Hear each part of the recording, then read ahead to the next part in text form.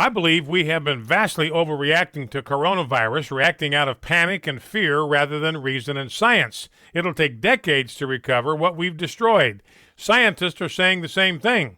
Dr. David Katz of the Yale University Prevention Research Center says in the New York Times, "I'm deeply concerned that the social, economic, and public health consequences of this near-total meltdown of normal life, schools and businesses closed, gatherings banned, will be long-lasting and calamitous, possibly graver than the direct toll of the virus itself. The stock market will bounce back in time, but many businesses never will. The unemployment, impoverishment, and despair likely to result will be public health scourges of the first order. There's a smart way to send people back to work. We need to start doing it today." Catch Brian Fisher on Focal Point, weekday afternoons at 105 Central on American Family Radio.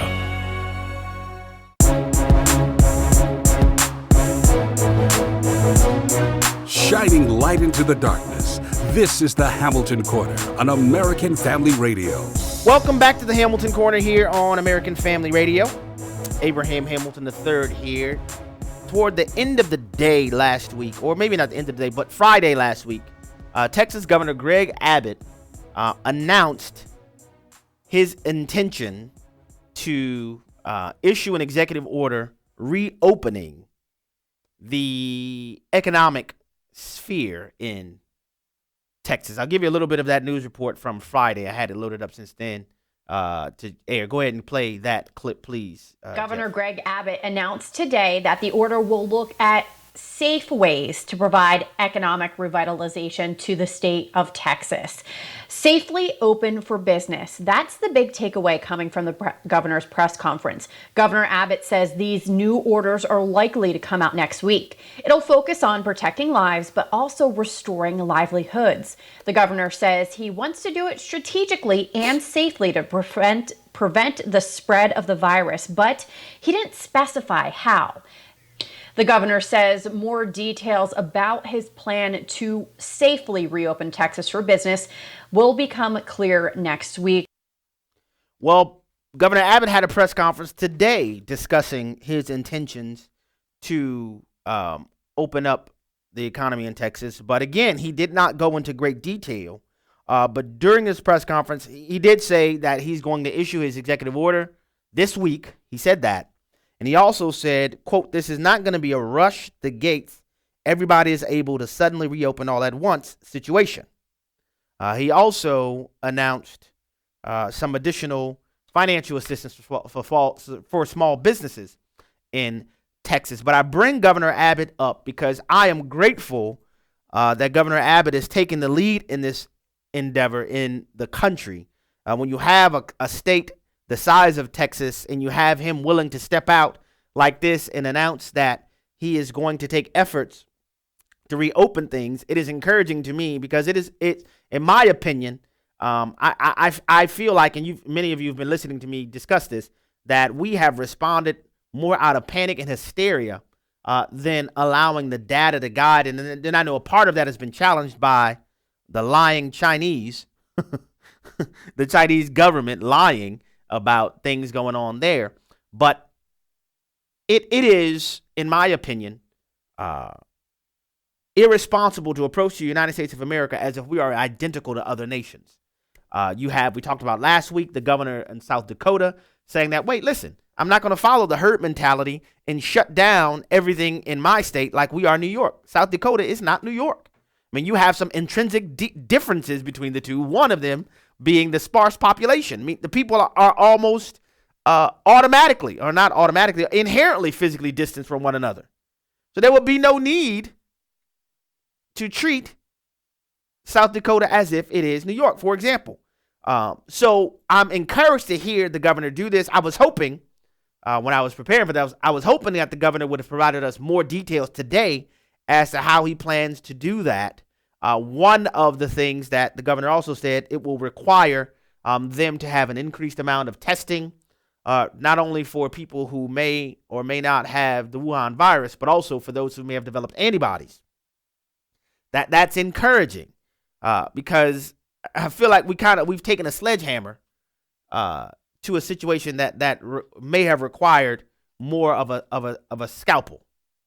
This is not in any way to minimize, and there have been people that have discussed it much more adept in the sciences than I am, who've talked about. We understand that this virus is far more transmissible, more communicable than the flu.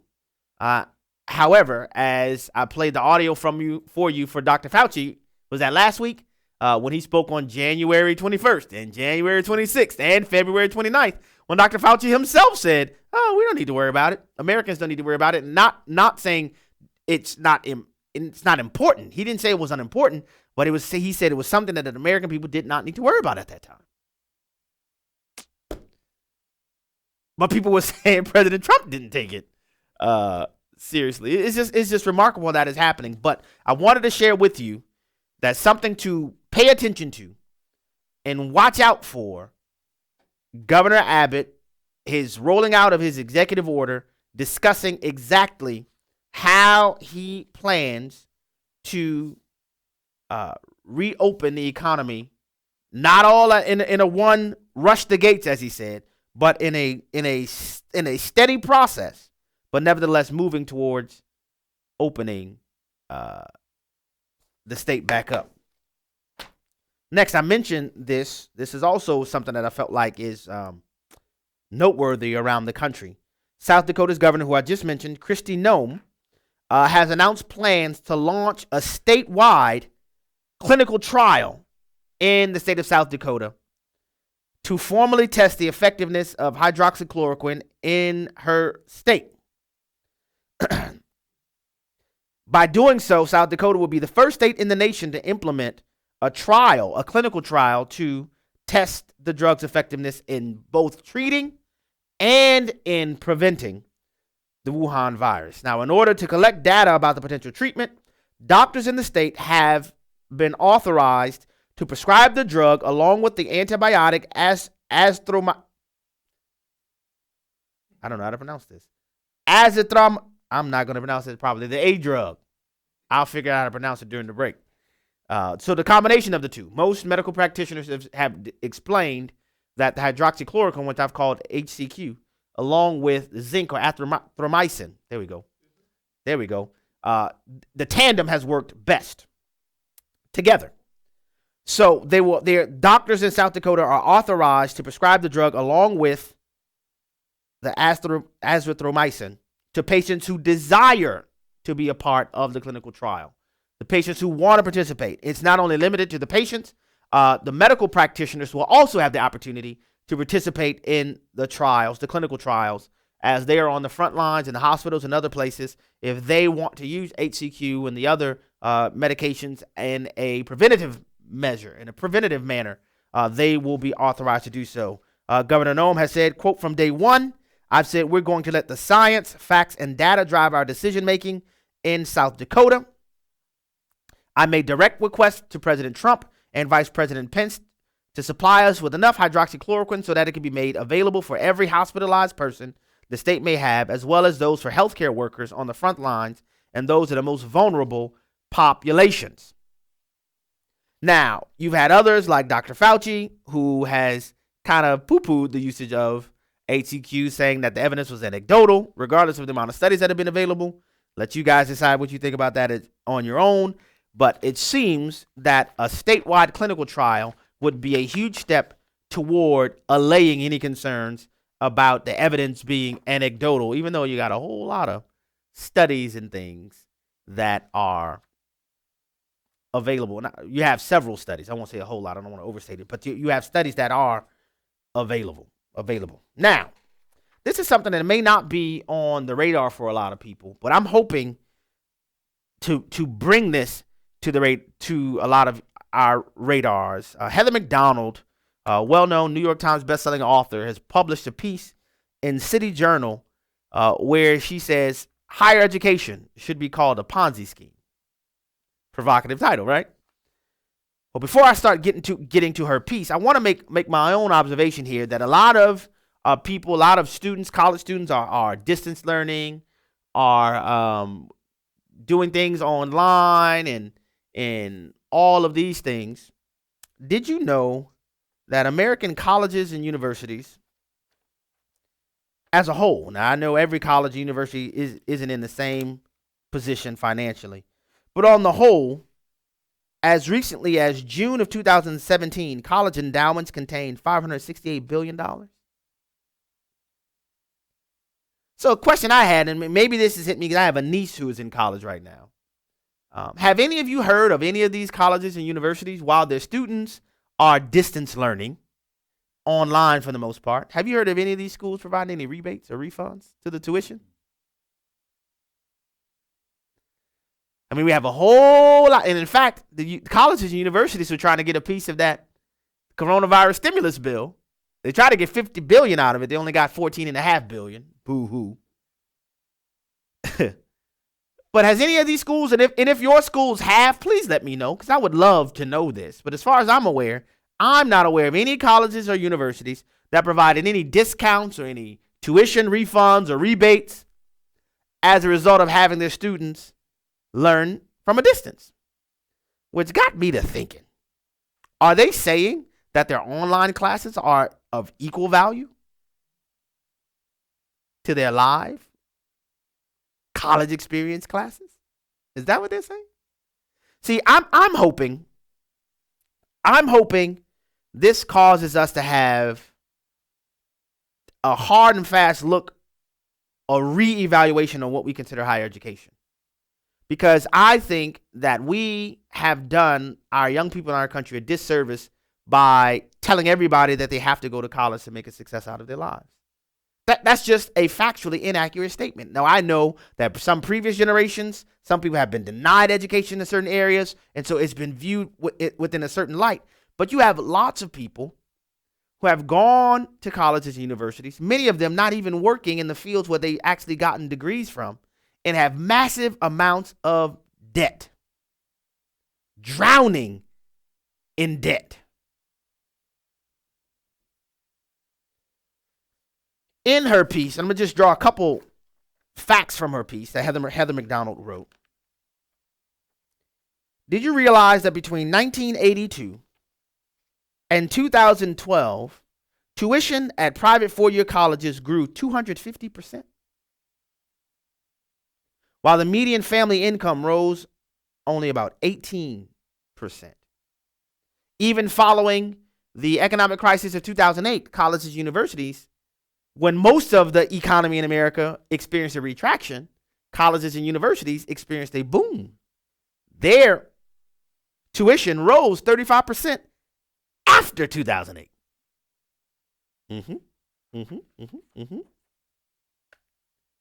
Then we have, for example, and this is from Heather McDonald's piece, in the wake of the coronavirus pandemic, or some would say plandemic. That's not my words. I'm saying some would say. I'm not saying that. Emory University, for example. Emory University started, let me say it this way. Emory University's Office of Alumni and Constituent Giving created a crowdfunding campaign for students and parents to give to a student hardship fund. All right? That sounds great, right? Emory University. Their Office of Alumni Constituent Giving created a crowdfunding campaign for students and parents to give to a student hardship fund. Did you know Emory University's endowment is $7.87 billion? Doesn't that give you a little heartburn? So you're going to start a crowdfunding campaign. You know, playing ball and growing up in the hood, and some teams used to shake cans. You know, we have a tournament coming up. We shaking cans on the street to try to raise money. You basically doing a digital equivalent of shaking cans when you got $7.87 billion in your endowment. Yeah, universities like Princeton, whose endowment literally amounts to about $3 million per student. Harvard's endowment is about $1.2 million per student. Why are you starting a crowdfunding source?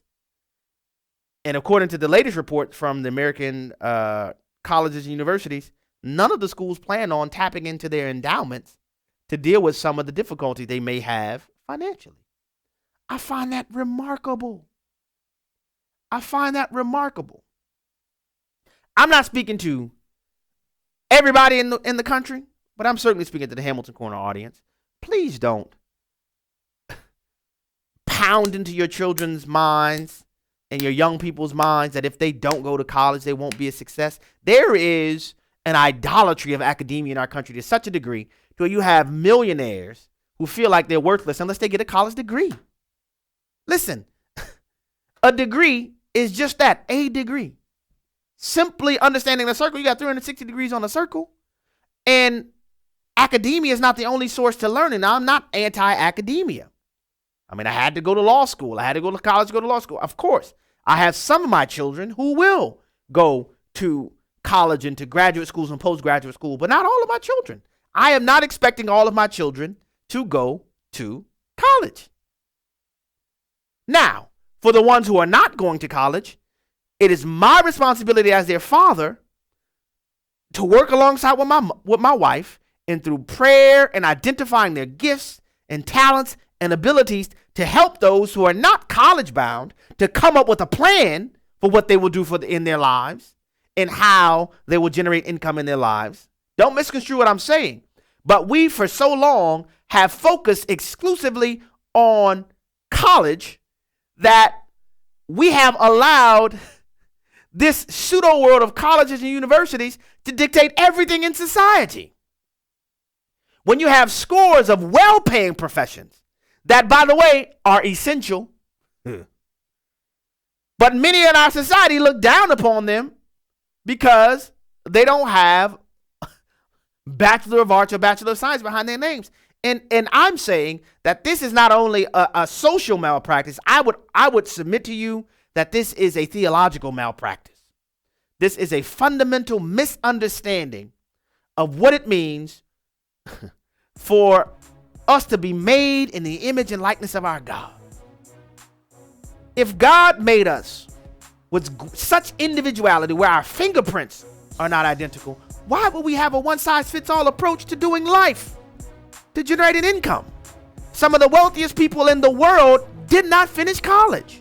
I'm not saying we should use them as the rule, but that should give us an indication, well, maybe we do need to rethink some things. There are people who are geniuses who have no degrees behind their name.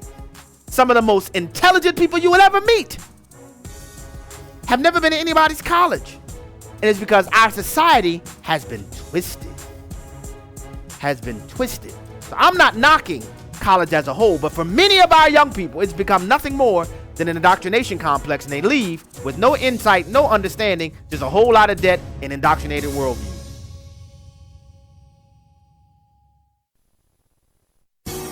Are the people you're cooped up with during the corona crisis driving you crazy? You're not alone. Too much time together can bring out the worst in us. The Bible offers help. If you lose your temper or say something hurtful, ask for forgiveness and forgive those who hurt you. Take time each day to pray for each other. This simple act of humility invites God in your home. When He is welcomed, you'll be amazed at how much better life can be. With His help, we can make it. I'm Pastor John Miller. Visit me at churchontherock.org.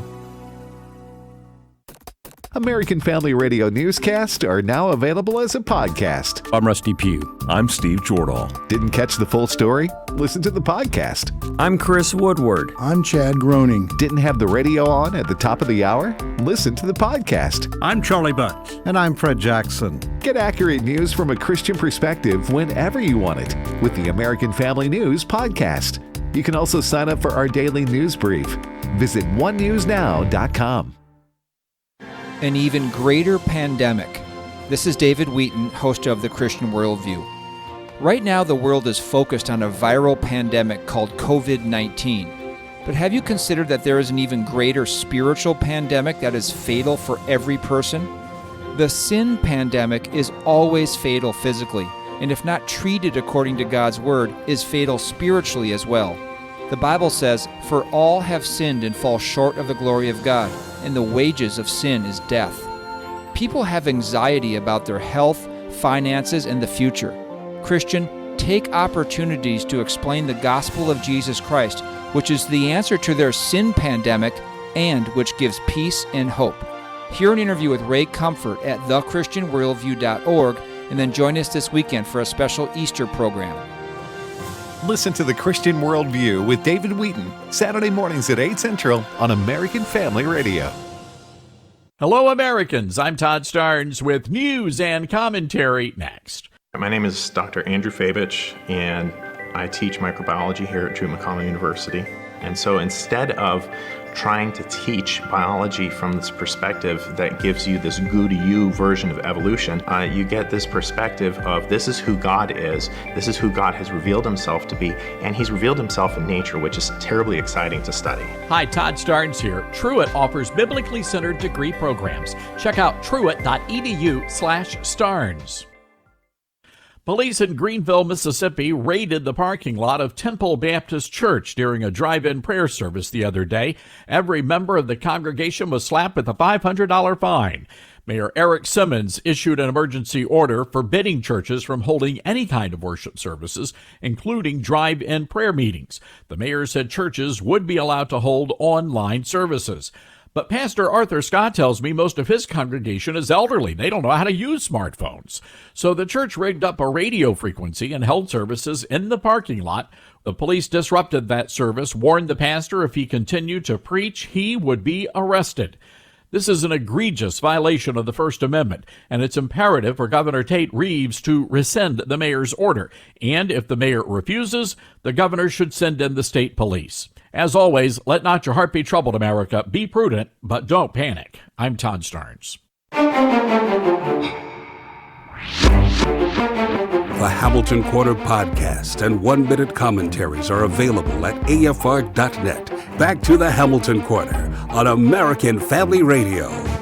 Welcome back to the Hamilton Corner here on American Family Radio. We will open the phone lines this segment. If you'd like to join the program, the number to call is 888-589-8840. Once again, the number to call is 888-589-8840. The topic of conversation we began in John chapter 12, where John the Apostle records Jesus' triumphal entry and how the quantity of the crowd was directly attributable to those who had witnessed Lazarus' resurrection continuing to give witness to it.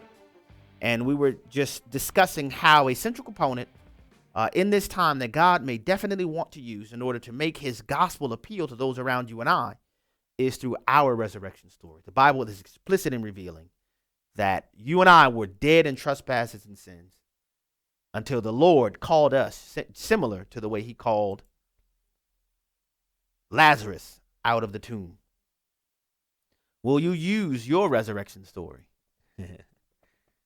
Will you use your resurrection story to point to the resurrection? Second topic of conversation is Governor Abbott in Texas is preparing to issue an executive order reopening the economy there. What is your reaction to Texas's governor? I like it. What do you think about it? We also opened the conversation concerning higher education. Heather McDonald calls it a Ponzi scheme. What do you think about that? I think we need to have a recalibration in the United States of America to where we collectively understand a route to matriculate from adolescence into adulthood is through higher education. It is not the exclusive route. We have a desperate void, a desperate need in our country for skilled tradesmen, skilled craftsmen, skilled workers in various fields that do not require a college degree. That's just a fact. I'm not anti-academia. I'm sorry, I'm not anti-education, but I do have my suspicions about academia. Because when you understand that academia is a business, you want to know what their business is? Getting you to send your children to their places so they can get that tuition money, regardless of whether or not your little June bug or little John bug graduates. Have we noticed the rates of attrition in colleges? How nearly half of college freshmen drop out? So we're going to act like we just don't. That's not happening. We're going to continue to pounding this pavement saying college, when nearly half of college freshmen, about 40%, drop out every year. And the schools are not responsible for it because their job is to get that money, hunty. We just have to wake up. We have scores of professionals who have paved amazing lifestyles, some have become inventors and entrepreneurs, contributed greatly to our society, and did not have to go to college to do it. I've said it before. Some of my children I know will go to college, but I know some of them will not. And I'm not just okay with that. I'm ecstatic about that because God made each one of my children individually. He didn't make them in a cookie cutter factory. If we are individually and fearfully and wonderfully made, then why would we embrace the idea that everybody has to travel the same route in order to be productive adults? It's just nonsensical. So the number to call if you'd like to join the program is 888-589-8840. That number again is 888-589-8840. One more news item. Did you know Comrade Sanders? He's now officially come out and endorsed Joe Biden. It's a little audio for you. We are in a terrible moment, an unprecedented moment.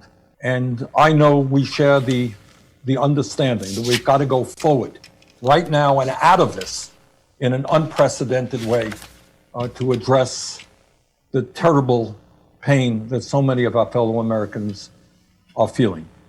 So today I am asking all Americans, I'm asking every Democrat, I'm asking every independent, I'm asking a lot of Republicans to come together in this campaign to support your candidacy, which I endorse, to make certain that we defeat somebody who I believe, and I'm speaking just for myself now, is the most dangerous president in the modern history of this country. A president who apparently has never read the Constitution of the United States. That's enough. This Bernie Sanders said apparently never read the Constitution. Well, he's the one applying a religious test to Russell vote in the United States Senate. But anyway, you got the gist of it. And this was that Bernie Sanders chimed in on apparently Joe Biden is doing these daily video, whatever you want to call it, from his home, which and Jeff, you said this off the air. At a certain point, Joe Biden, you can't call him gaffes because he does them so regularly. I mean, he was on an interview with MSNBC from his home following one of these things, and he was making a statement, and the interviewer kind of cut in on Joe Biden, and then she stopped herself and said, I'm sorry, Mr. Vice President, please continue what you were saying. You know what Joe Biden said? He said, it's probably better that I don't finish. He said that himself. He said, it's probably better that I don't finish. Really? And I mean, at a certain point, it's sad. It's not even funny anymore. And this coming from me, you guys know I kind of get a lot of chuckles at Joe Biden's expense. But it's kind of sad. And now Bernie Sanders has come out saying he and Joe Biden are working to put together 6 joint policy working groups to focus on the economy, education, criminal justice reform, immigration, and climate change. Then it said the economy again. And I'm just like, you said 6 working groups, but you only named 5. Because you said the economy twice. Now, I know in Common Core mathematics, that might be 6. But it's not. I'm just like, really? Now, I know you guys planned this.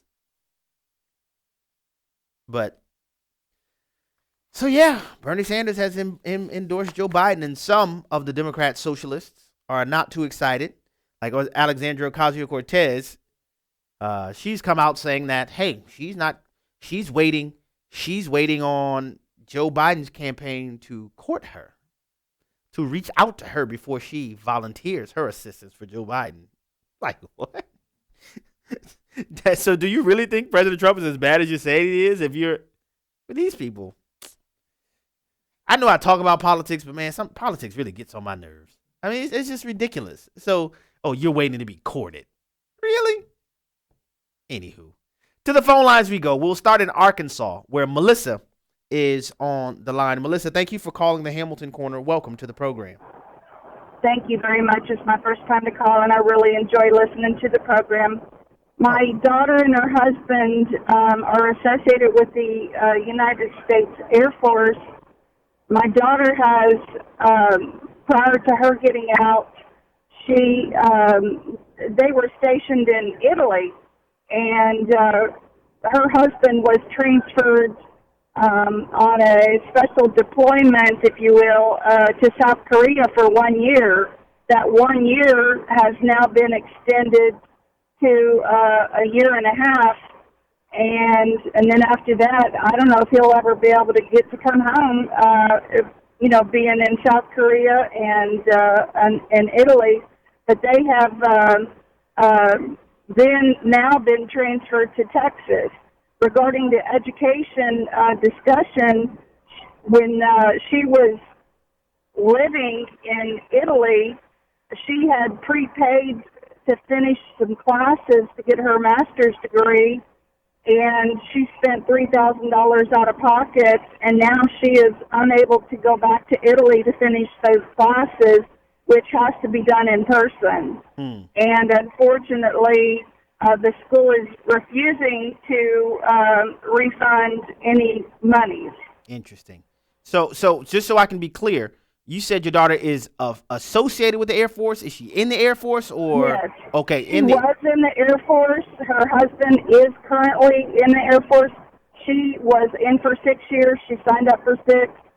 She spent the entire time taking money out of her paycheck, applying it towards education, because the military, I believe, will match, whatever you put in, they will match. And so she spent 6 years spending money out of her paycheck for education.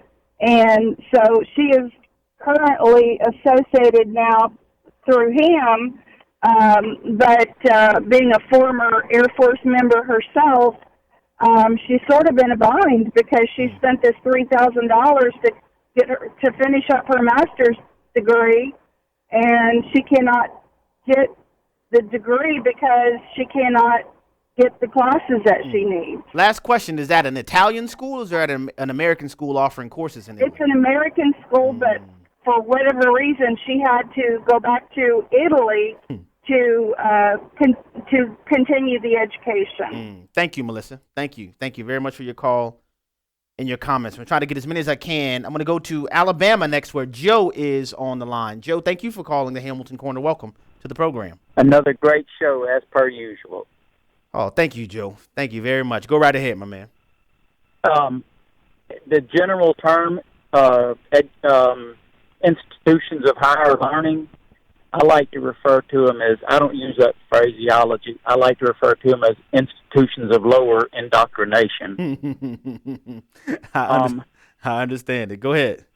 The other thing, I hear Elizabeth Warren ranting and railing about the cost of education, but it seems to me like an easy way to cut the cost of education would be to make a significant reduction in the salaries of university professors.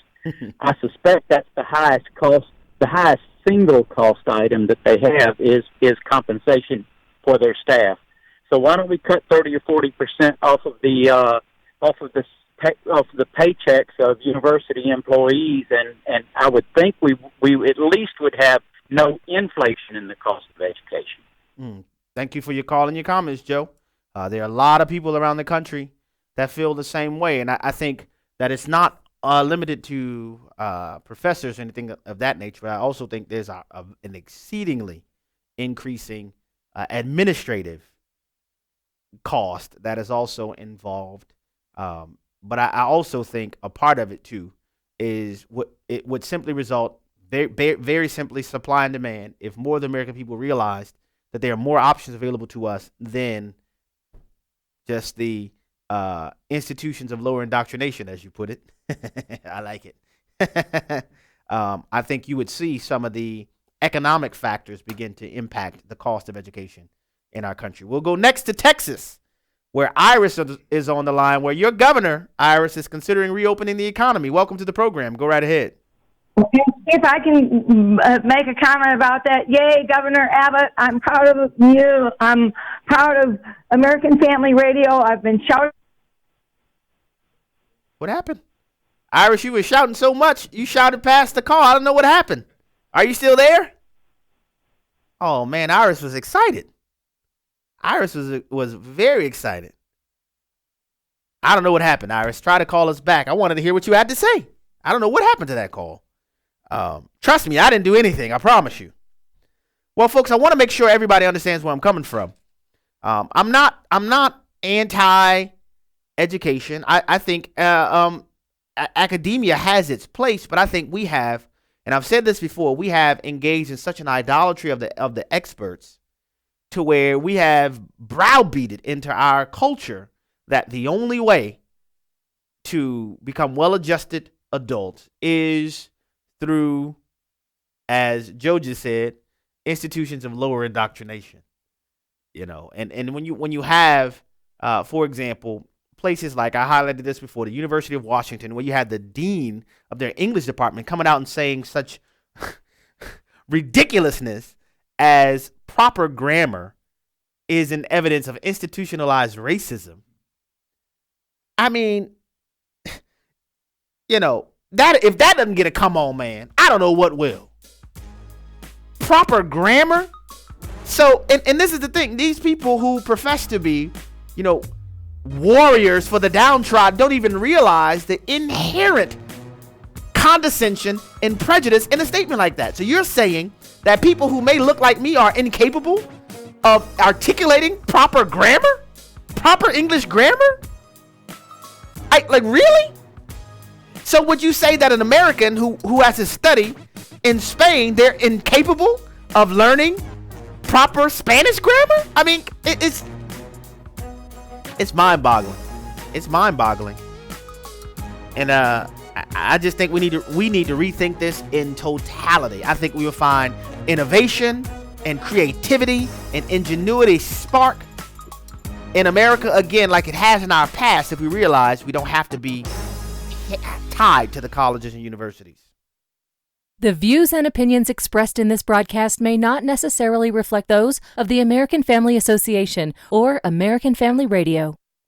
Faith, family, freedom. American Family Radio.